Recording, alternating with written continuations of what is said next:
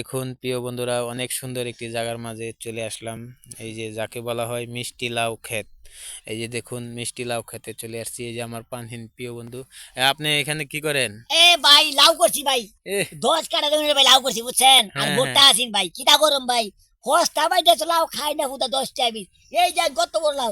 I I রে লাউটা ভাই দর্শকের লাউ দেখান। এ আল্লাহ, দেখছেন যে কত বড় লাউ। অনেক এই অনেক লাউটা সুন্দর হুদা ভাই লাউ। 10টা আছে বুঝছেন ভাই। হুম হুম কিচ্ছু করার নাই ভাই, দেশ অভাব বুঝছেন। হুম। আমি ভাই নিজেই ভাই না খাইয়া মরতাছি বুঝছেন।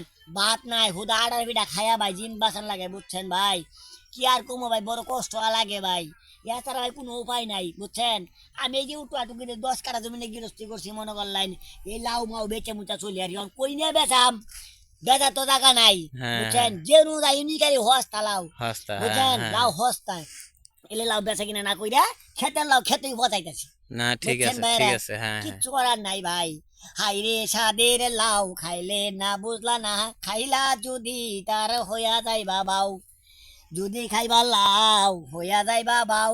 এছাড়া নাই রে কোনো ঠাই, ও হাই হাই আমার বুঝি নাই রে কোনো ঠাই। আই রে লাউ সাদের লাউ বানাইছে মুরে বৈরাগী।